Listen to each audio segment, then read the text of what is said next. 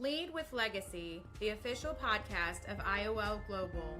Here, we will explore leadership that outlives titles and trends. Through conversations with faith-based and marketplace leaders, we will discuss integrity, conviction, and purpose. To learn more about us, visit us at iolglobal.com. Hello, welcome to the Lead with Legacy podcast. I am so honored today to have my Director of Operations, Sloane Lott, and Mr. Russell Parker with us today. Russ, I was looking up to find some information. So we have been connected on LinkedIn since August of 2024. We've done some work together in the past. We did some work on a big on the Pure project, which we've had some other people on here from there, and you did some courses on there. You did an amazing job. You're like a superstar. Did you do 2 or 3? I did 2.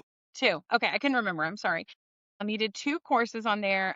They were really good. We're going to talk a little bit more about those in just a little bit. But before we get started, I just wanted to let you introduce yourself. Tell us who you are, what you do, and just to thank you for being on here because I appreciate you saying yes. You say yes a lot, and so I appreciate that. And what an honor to have you on here. To tell us about the beard, tell us about what you do and who you are, and just let us get to know you a little bit. Yeah, so I'm Russ Parker. My nickname, I'm the Bearded Risk PM because I love risk management and I teach risk management. So I own 44 Risk PM, which has a whole mission on, teach, coach, and mentor new and aspiring project managers, risk managers, and project leaders.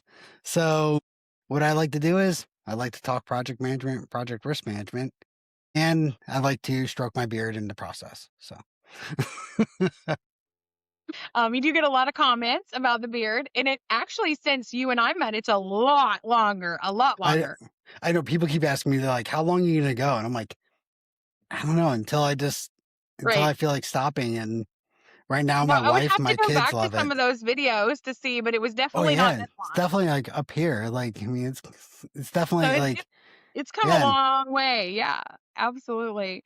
Well, so we're going to talk a little bit later about how people can find you. We've got your website, your LinkedIn. We're going to put all those links at the bottom too. But before we start, because everybody doesn't know, what is risk management? If I did not know what risk management was, how could you explain it to me in like 3 seconds? In 3 seconds? Oh, man. Okay. Not me. Yeah. Risk management is uncertainty, is what it is. When we work on projects, we don't know how things are going to go. So risk management is just doing a little bit of math, a little bit of homework in order to figure out where do we think we're going to actually go? Good, bad, ugly, just taking a good look at it and trying to make sure you keep yourself within the borderlines of what's good and bad. Good job. You see, you did great. That was a test. And we will talk a little bit later too, but let's go ahead and say, so you served in the military, in the Marines. Yes, ma'am. And thank you for your service. I got to that before Sloane did because the last one, she got to it before me. But no, thank you for your service. And we've talked about so much. Thank you. We appreciate you. And then can we talk about the other part that you survived too? Can we talk about that a little bit? Yeah. You always talk about that. I'm open door about it. So tell us a little bit about that. Yeah, so I like to call it my little unknown risk that happened in my life, which was I was in the Marine Corps, things where I was having problems, let's just say, like type deal, and ends up I had a golf ball sized brain tumor sitting right here behind my eyes. So they took that out. In the process, I lost a pituitary gland, which, if you didn't know, is nicknamed the master gland for your body. So in turn, the Marine Corps said, we don't want you anymore. And I, at the young age of 40, I get to walk around with a pill case every day because I got to take multiple pills, multiple injections every week. But, I've learned to figure it out since then. But yeah, like it was my little unknown risk that just diverted my life in a way that I didn't know where it was going to go. I was in the Marine Corps. I was on a great path. I was doing great things. Then I switched over, had to figure out what I wanted to do when I grew up. Project management made sense. And I've learned to just really embrace it. Have a lot of fun with it. And then as I learned it, that's when I got the risk side, because I realized that the way the military does risk management and the way PMI does risk management, somebody copied each other along the way. And therefore, like, I know it a lot more than I probably thought I did when I got into it. But Absolutely. Yeah. yeah.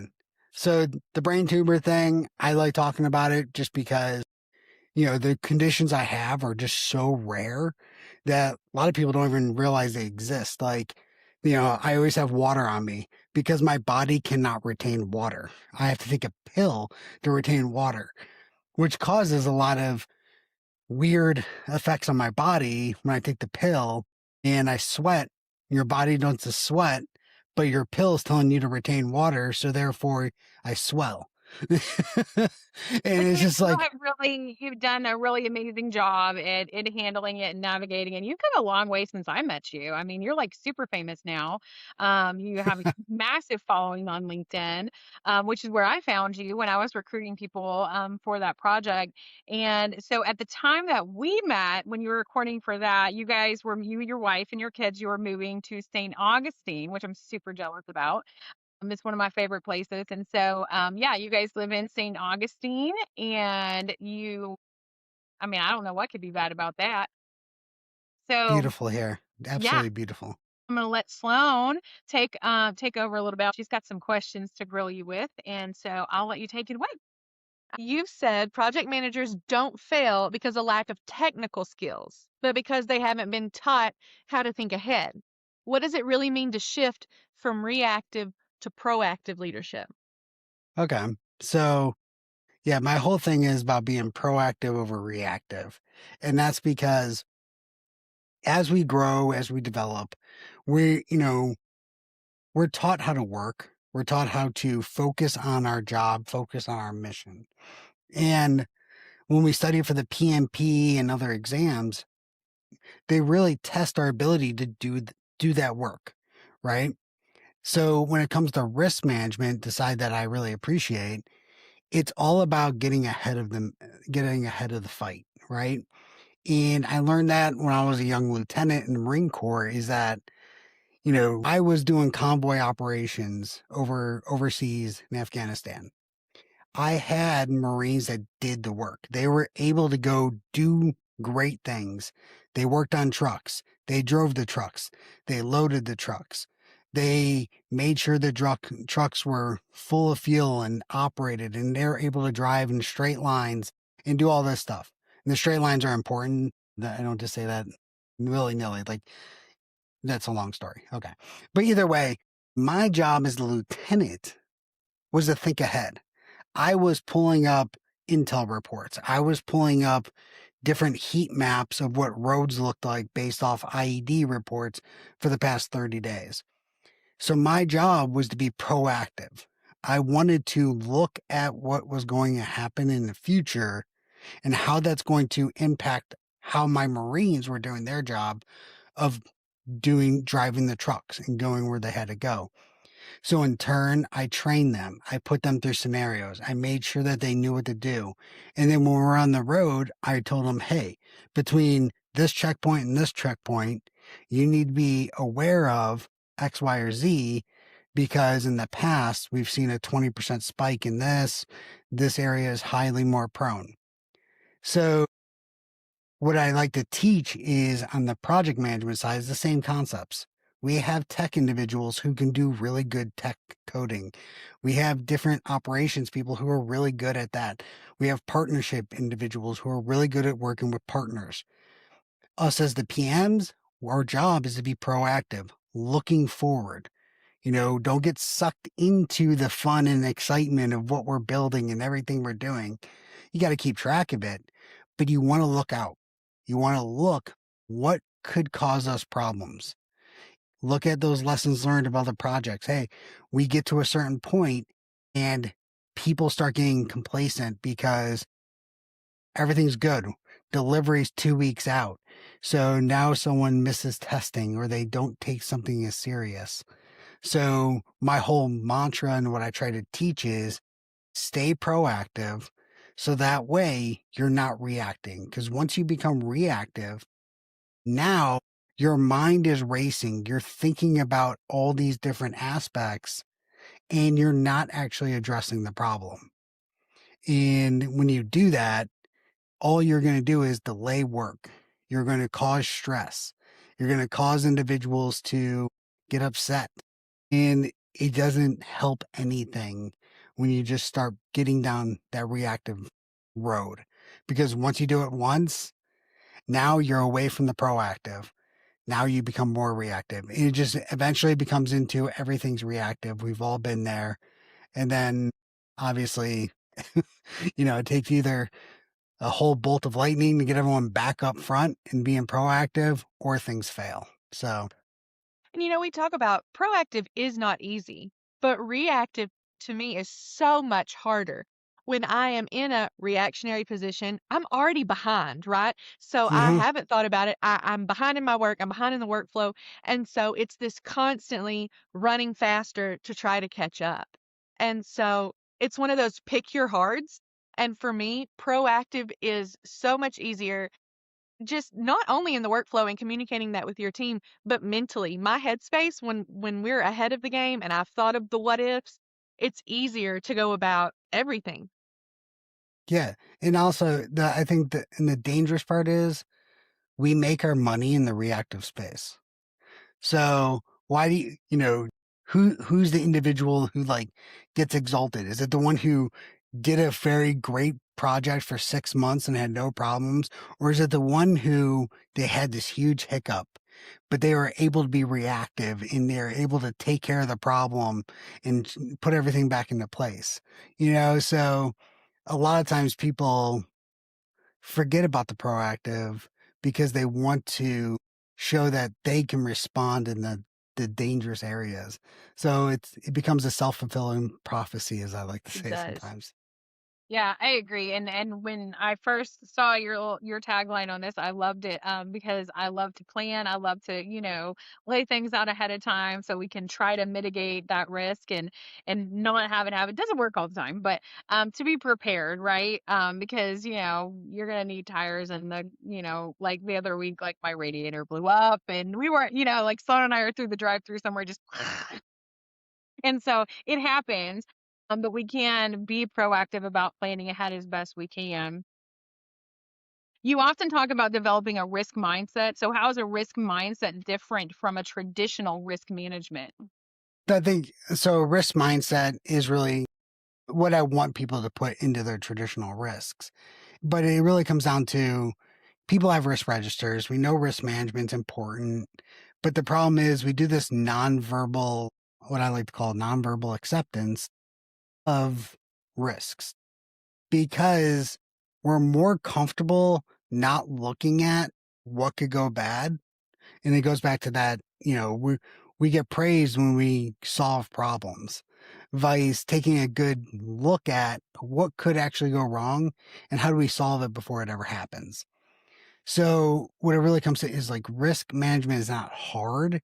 It just takes some time and effort.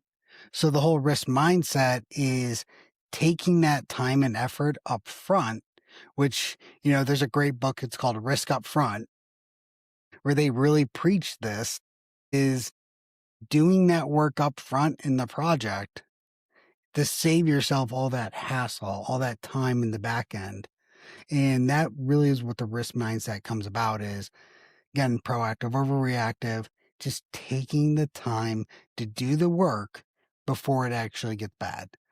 You And it's know, also yeah. applicable to every facet of your life, not just project Hmm. management. You can take this Yeah. through every single part of your life. We're going to plug the podcast. So if you're interested in what we're talking about and the people that we're interviewing, please go to we're on all the platforms now, iHeartRadio, Spotify, YouTube, the whole nine yards. Sloan's gotten us everywhere, which is a little scary.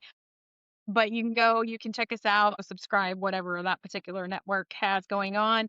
So please do that and support us in that way and listen to the conversations that we're having because we have some really great people like Russ on here. I want to talk about the blog that you do because it's really interesting and it's a little bit different than just your average blog. And so I want you to kind of go into some depth on that. What is it? What's the premise behind it? What is it you're writing about? So the risk blog is how this all started with me. I didn't know what I wanted to do. I know I wanted to kind of start something. And I always liked writing, so I just started writing about my experiences from the military, some of my PMP, RMP prep, call it the risk blog, which eventually became 44 risk PM. And my focus is really, well, recently it's become, I do a YouTube video, I take the YouTube and I turn it into a blog, and I kind of just go into a little more details. But my whole focus is really shifting into giving people some just tips and tricks to get through the days with this whole proactive over reactive, and just making sure that they have the resources they need to succeed. Yeah. Having risk registers, checklists, and just little things like that that just make someone's life a little easier. And it's amazing. You create some really, really amazing stuff. You put a lot of free information out for everybody. So we want to be clear that you do sell courses as well, and we want to encourage everybody to go and do that. You teach the PMP and the RMP. So tell us a little, because we're talking risk today. Let's talk a little bit about the RMP. What is it? Why would somebody get it? Why would they want it? And why would we want you to teach us how to do it? Yeah, I mean, the RMP it's a, you know, more specific certification than the PMP. The PMP is 180 questions, covers everything on project management. Out of those 180 questions, you're probably going to get, well, according to the old exam, you're going to get about 5 risk questions. The new exam, it's going to probably go, I'd say you're probably going to get more like 10, somewhere between 10, 15 risk management focused questions, because risk management is now its own domain. It's got a little more weight in the PMP, but the risk management is 115 questions dedicated to risk management. And if you talk to anyone who's taken the exam, they're going to tell you it's a lot harder. And that's because this exam is really honing into, you are the risk subject matter expert on project management. But that's not just project managers. I mean, you're also program management, portfolio level management. And I think that's the key item when it comes to risk management, is that it is across the board. Whether you're a business analyst or portfolio manager, you do risk management at that level, and it's all really done the same way. You still have to initiate, you have to find them, you have to analyze them, you have to go through and assign them owners, and then you have to manage them overall, keep monitoring, keeping them going, and then closing them out the right way.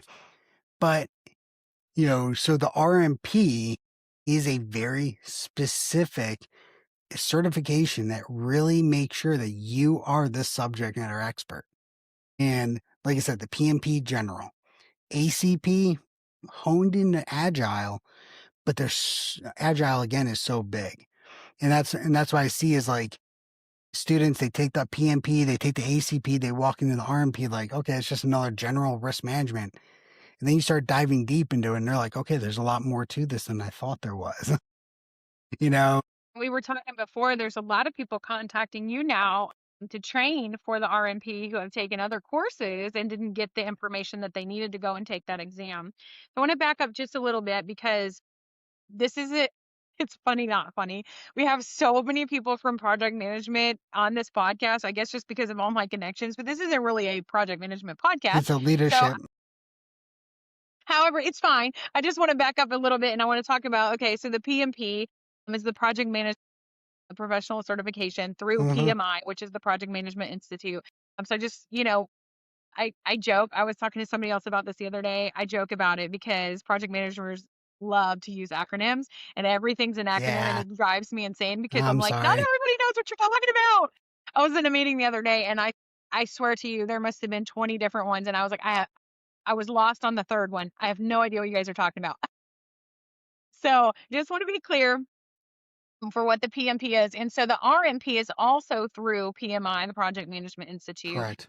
but just at a very, very high level. What happens is you have to take a course, you have to be trained, and then you go to an examination facility, or you can do it online and you can take the exam. I don't know what your feelings on the online is. Mine has generally been don't do it because it's pretty terrible.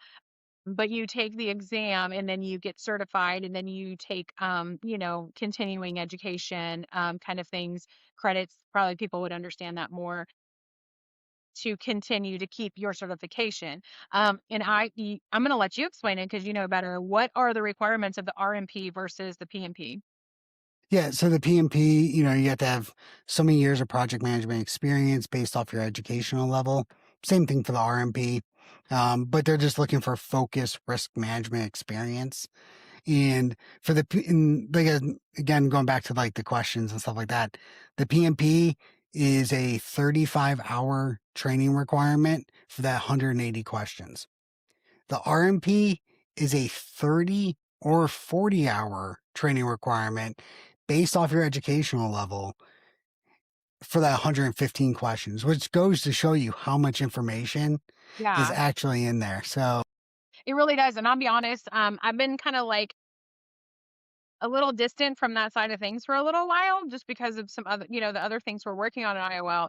So people can train from you directly, which is really cool. And then you teach some PMP stuff through Project Success Academy. But primarily, you're teaching risk through your own networks and sites and all of that. I'll let Sloan take it a little bit for a few more of these questions, and then we want to be respectful of your time too. And then I have a fun thing to share with everybody. So every leader has moments where things don't go according to plan, right? That's the whole risk mindset. In your yes. opinion, what separates those leaders who stay steady in those moments from the ones that absolutely flip out, freak out, everything's terrible, everything's on fire? What's the difference? How do we be not the second? Yeah, so I always thought this is a fun one for me, because I like to always say when it comes to leadership wise, I've had a lot of people always ask me, it's like, well, how do you stay so calm when things go bad? How are you just calm? And I like to tell them, I've already had the most stressful days of my life. I already know those are the most stressful days of my life. But like when I got new lieutenants, though, how did I teach them how did I teach them to stay calm? And what it really comes down to is you want to keep that mindset. You want to keep your mind focused, right? And so what I always tell people is when things go sideways, people are going to start freaking out, take a breath. I always say, count back from 5. Just be like 5, 4, 3, take a breath, relax, keep your mind focused on the fact that you have to solve this problem and get your team, start assigning roles. Um, I think that's the number one thing is like, okay, this is bad. We're in a bad situation. Okay. Sloan, I need you to go talk to this individual, look into this information and figure this out. We don't know what this is. Go find that out. So now you have a mission. You have a singular job that you have to get done. And then I can look at Amanda and be like, Amanda, I need you to start drafting up some paperwork on X, Y, or Z that's going to help us present this up to leadership. Start developing an outline of what we know that they generally want to see.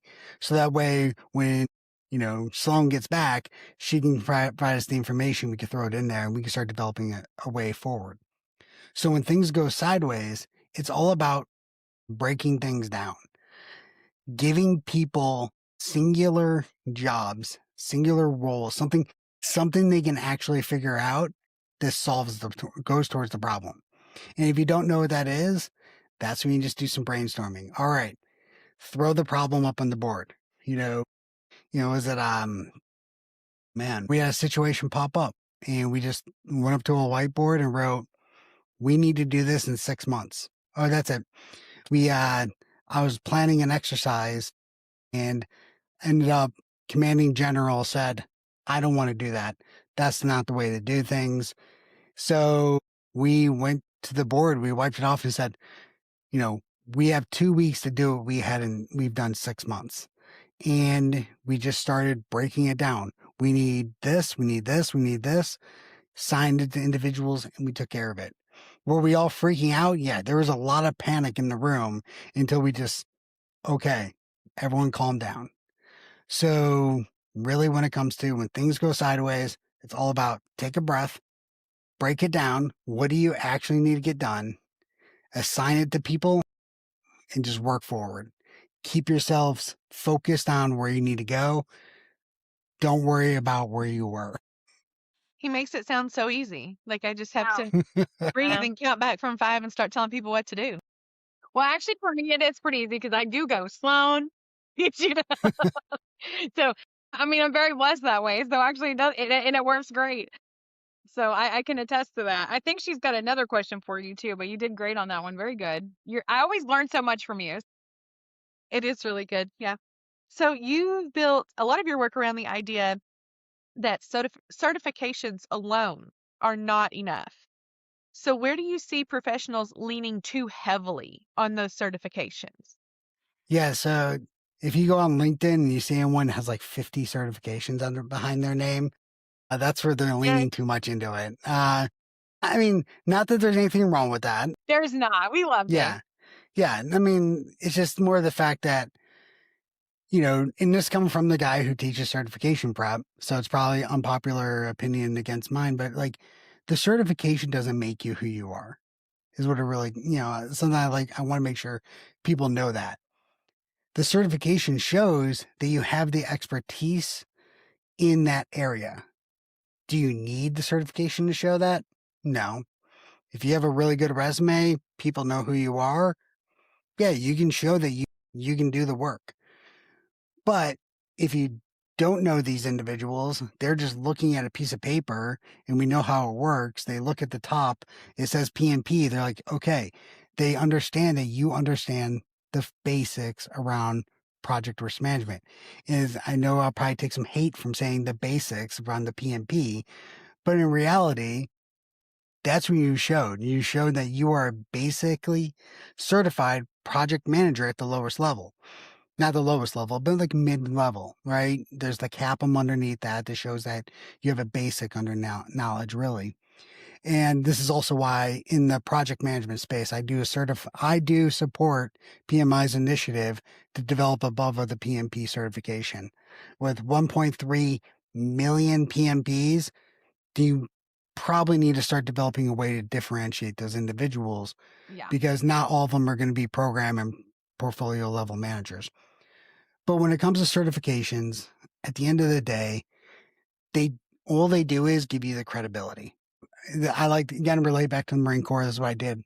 20 years in the Marine Corps, I have to relate back to there a lot. I was prior enlisted before I became an officer. And a lot of people are like, oh, prior enlisted officer, that means you're a better officer. And I'm like, no.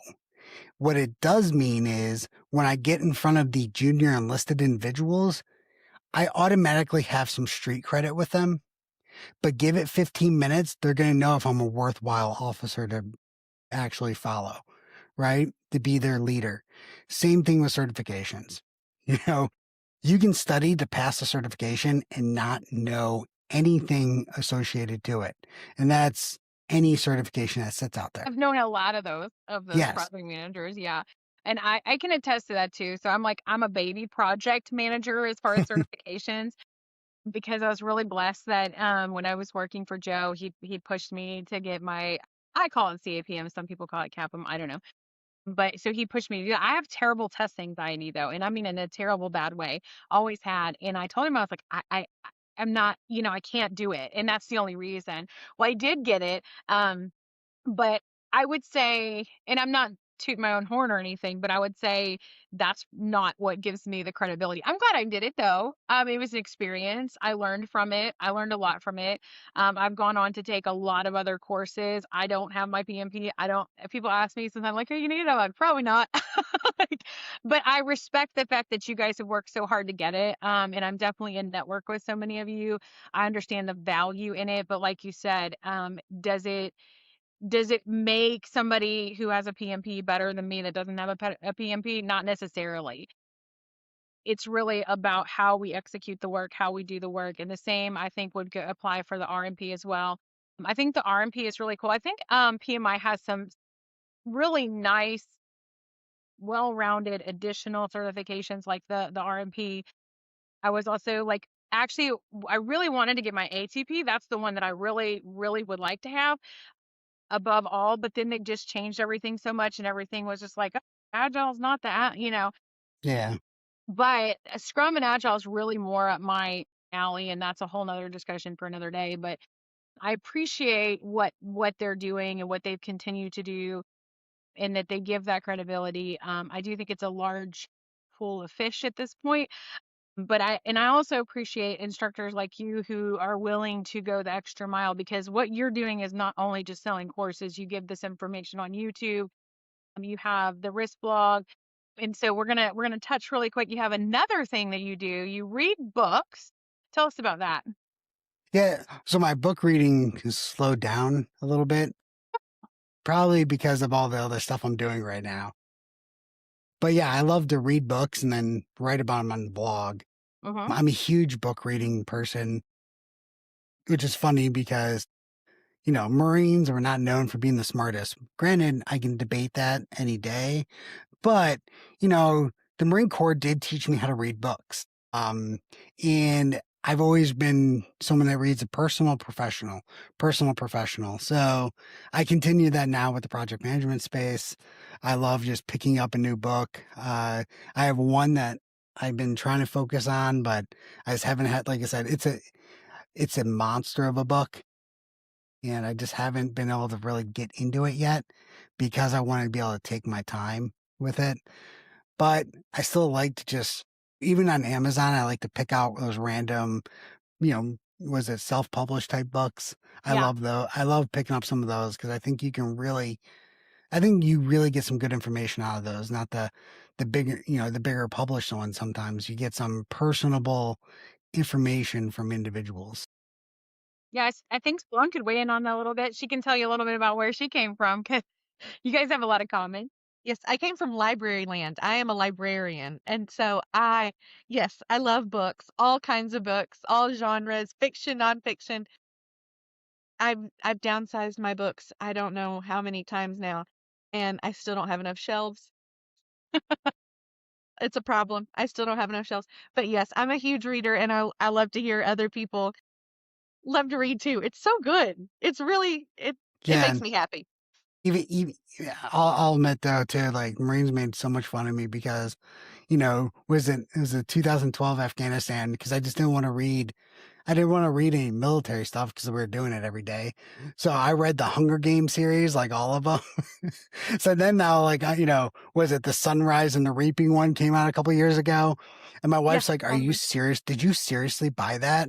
How old are you?" And I'm like, "Well, it's a part of the books that I read Gotta like know what 15 years." happened. Yeah. So, Let me tell you, so that yeah, series stressed me out. I did not finish that series because I was like, "Whew, I can't do this." It was a yeah. lot of adrenaline for me. Now I'll probably take a lot of hate from this. Until I met my wife, I never touched a Harry Potter book because she's a big Harry Potter fan, so she made me watch all the movies. But I still have not watched a movie or read a book. And at this point, I'm just taking a stance against it, and that's The Lord of the Rings. So I'm gonna stand with you. I have not done either. However, we have a lot of Harry Potter books and movies in our household, and we have fans in our household, and so I'm the one that gets the flack for it. And then my son has this little friend that they go to the like day school with. And the other day I was there and I was talking to her and she said, "It's my birthday tomorrow." And I said, "Oh my gosh, I didn't know." And I said, "Why didn't you tell me? I would have got you something." I said, "Well, what's your favorite thing?" Thinking that she was going to say Hello Kitty. And she said, "Harry Potter." And I was like, I didn't expect that. So we moved from Hello Kitty to Harry Potter with her. And so now we have to get Harry Potter stuff. But yeah, I have fans in my household as well. So I have never seen a bit of it or read a bit of it, so I'll probably take flack for that as well. And, it was actually like in the marriage agreement that I had to watch all the movies with her. So, I understand that. Smart woman. Yeah, nah. well, she wrote it in the fine print. So in just a minute, so on this podcast, for everybody who's been watching before, or listening before, we ask every guest the same two questions. So we're about to ask you those two questions. I'll ask one and Sloan will ask the other. But before we do that, I'm just going to talk about, and again, say thank you. I'm going to talk about, I still have this. I have a little cabinet in my office that I keep like all my keepsakes in and stuff. So when we were working together before, Russ sent me the very, very nicest little card with his 44 risk PM on it and all of his amazing certifications that he has. And he also sent what's called a challenge coin. And I'm going to let him talk a little bit about that. It was funny, not fun. I mean, it was funny because we had already, for the project we were working on, ordered these for everybody that was in the program or something similar to it. And he sent these and we got them first and we were like, dang, he beat us to it. But there's actually, we did not know the history behind these. We didn't know the whole story. And so you have a link that takes individuals that you give these to that link, and it tells all about it. And it's just really fascinating, incredible. So I'm gonna let you tell a little bit about it. And I just wanted to say thank you again. This is one of my treasured keepsakes that I keep in here. So, No, I'm glad. Yeah, an old boss of mine taught me that, in the day of digital and all that stuff, a handwritten note goes mhm. a lot further. And but the challenge coins, yeah, so there's you know, was it the myth of it goes back, they can say years and years. Like, Alexander the Great probably had a coin that he gave out to people. But for like the US military, where it really started was, and I can't remember if it's World War One or two, blanking on that one, but a unit they made these little coins and they all kept them on themselves. And it was mostly the aviation unit, so pilots. And the pilot got shot down behind enemy lines, worked his way back, and he got linked back up with some U.S. or not with partner forces. I think it was maybe the French or something like that. And they didn't know who he was. They didn't know if he was German or anything like that, but it came from his coin. So he was able to show them that, and they were able to recognize who he was with and what he did. So over time, it became a tradition that you held the coin for your unit because it showed, you're with that unit. And then over time, it just became bigger and bigger. I have behind me, you can't see it in the image right now, but I have like 150 coins from my Wow. career. And that's not even a big collection. Like my brother-in-law has like 300 coins, right? The Navy's really big with them for some reason. And but yeah, but we've turned it into our own tradition now where if I go out, it's a bunch of my friends who were with a specific unit where I am, like in a couple weeks, I'm going to my friends. She's picking up command, so she's taking O5 command in the Marine Corps. So I'm going to fly out to San Diego for that. While we're there, I'm going to bring a coin. And what we do is when we go out, I can put the coin down, and anyone who also doesn't have that coin, they have to buy me a drink. But if they do have the coin, I have to buy them a drink. Okay. So it's a way you can challenge each other. But then we also have a hierarchy command in there. So I have a SecDef coin. So I have a coin from the Secretary of Defense. So like I carry that one with me. So in case someone tries to trump me with a specific level of coin. So yeah, like we have our own little games you could play with them now. Yeah. But the tradition really goes back to that individual with who was able to show them, but then also in the Marine Corps and amongst all the services now, they're a level of an award. So commanding generals, secretary of defenses, Mm.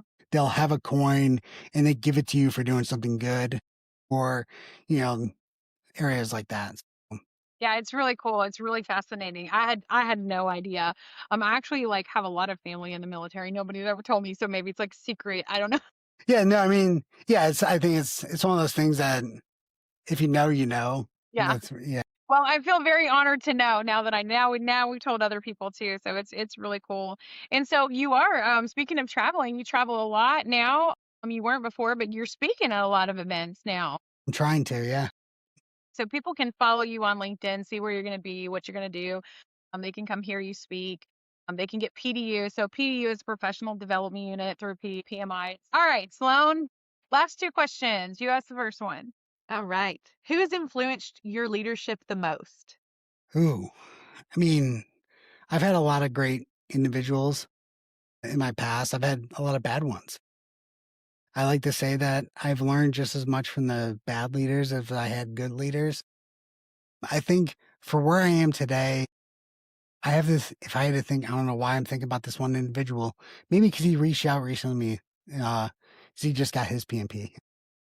But when I was a lieutenant, I remember I walked into his office and I'm like, "Sir, I have a problem. This." He's like, "Okay, just do this. Just do it like that." I'm like, "Oh yeah, that makes sense. That completely makes sense. Okay." I'm like, I've been trying to figure this one thing out, blah blah blah." And he goes, "Figure it out, Lieutenant." And I'm like, "But you just helped me with the other." He's like, "I did. Now go figure the other piece out." And that really helped me as a leader, actually, which sounds weird. Like, it sounds like he was being a jerk, but he wasn't. But he was trying to show me that, you know, sometimes there's problems that you need some experience, you need some advice. Sometimes you just need to figure it out because you have a week. Come talk to me in 5 days if you can't figure it out. And I've used that throughout my career as like, a way to just, you know, yeah, you got to throw some people a bone. You got to help them out at certain times. But sometimes you just, hey, go figure it out. I have the answer. Yeah, I can do this for you. But how are you going to improve? And I think that goes into the leadership aspect of mentorship. Mentorship goes a long way. And a lot of times mentorship is not giving people the answers, but giving them the flexibility to learn. Ooh, that's good. That's a whole sermon right there. That's good. That's good. Yeah. Well, and I'll back that up too. Is that I was talking to somebody about this the other day. The majority of the things that I have learned in my career, not all, right? But the majority I have learned because I've just done them. I've always kind of been that way. It's like, even when I was first like figuring out like how to type or how to, used Microsoft programs where I just figured it out because that's what I had to do. And at the time, like, 100 years ago when I was starting all that, like, there wasn't, I couldn't go on, I couldn't call Russ and be like, hey, can you teach me how to do this? It just didn't work like that back then. And so I think a lot of times that's one of the best ways to work. And then when we're leading a team, it's so important that we let them do the thing, and it's okay if we fail at it sometimes. It's okay if we don't do it well at the first time or even the second time because we need to learn how to do it. So if look, I don't know, this is old, right? But I don't know how many people have lost a document before, but you lose one or two and then you don't lose anymore after that. So you figure it out, right? You go, I don't want to make that mistake again. Which is so easy now because we have, fail safes in place now where, it's auto save, you're not going to lose your stuff. But there was a time when that didn't happen and we would lose things and then we'd have to recreate the whole thing and there was no AI, so it wouldn't do it for you. That was back in the dark ages. But yeah, I mean, and having people who will give you the space, right? And honor you enough to say, hey, you can have the opportunity to mess up and figure it out. So that's a great one. I think sometimes you'd be surprised. And I remember I was a captain, I had some lieutenants, and, you know, sometimes they come to me and be like, I want to do something like this. And I'm like, I don't know if that's going to work, but go for it. Mm-hmm. And, I have to watch, make sure they didn't fall on their face, fail. But if they failed, hey, you tried something new, it didn't work. Now let's do it the way I wanted to do it. Let's do it the way I want to do it now. But sometimes that's where you're going to find innovation. As in a lot of times the younger individuals are going to come up with new ideas to solve old problems. So I think that's goes into the whole mix as Yeah, well. I agree. Not being funny, but Sloane's quite a bit younger than me, like a decade. And there's things that honestly, like she's like, boom, boom, boom. And I'm like I'm getting, you know what I mean? Like, and I appreciate it though, and I'm grateful. And I'm like, okay. And so I think as leaders, like too, especially like as we're getting further in the process, sometimes we need to turn around and go, okay, what can my people teach me? It's not all about what I'm delegating or I'm teaching them. What can they teach me to do? Or what can we just give them because they're better at it? That's fine too. But yeah, I think learning by doing is so important and having I think there's a lot of leaders, probably more so in like the high up corporate, that it's like, oh well, we got to look at the line. We can't go in the red for this, and we don't want you to make a mistake because it might cost us. Well, it might cost you, but it might cost you if your people never make mistakes and never learn from it. So sometimes we have to take that into risk into account and kind of account for it that way. So, all right, we want to be respectful of your time. So, last question. When you think about your legacy, what do you hope that you leave behind? So, yeah, actually, my wife and I made this joke the other day. My wife's like, I don't know if you should use that or not. So I'm going to say it now and just see how it works. Is that two things actually that come to my mind. One for like general leadership, just who I am. I want people to remember I'm a good dude. I'm stealing that from a friend of mine. Is, I've had a lot of people go, "You're a Marine. Like, you're so nice and joyful and all that stuff." I'm like, trust me, if you need me to turn it on, I will turn it on and I will not make you a happy individual. But for the most part, this is who I am.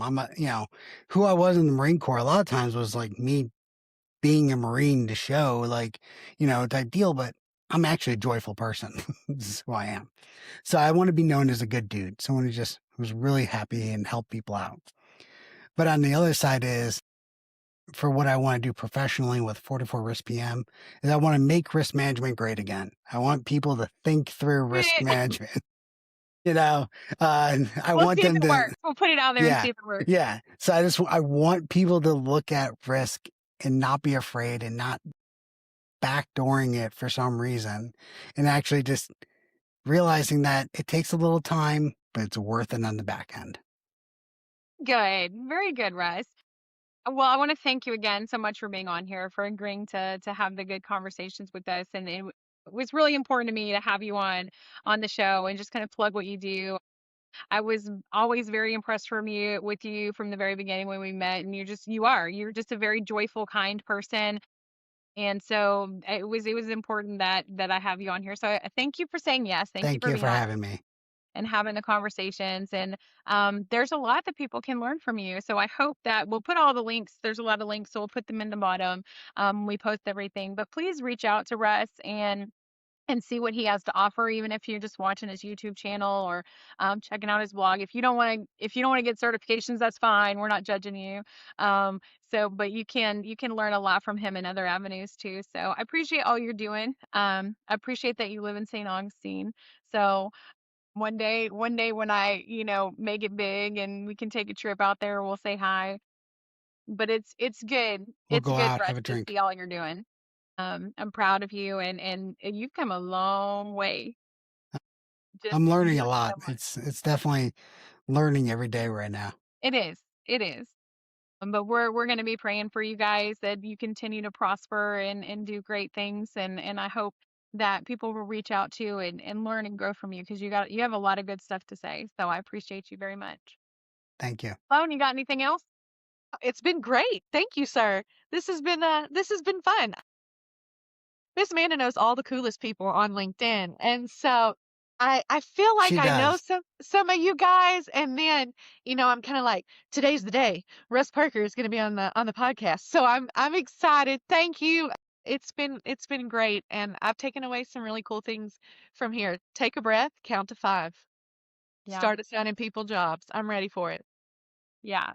Thank you so much. We appreciate you and all that you're doing. Thank you very much for having me.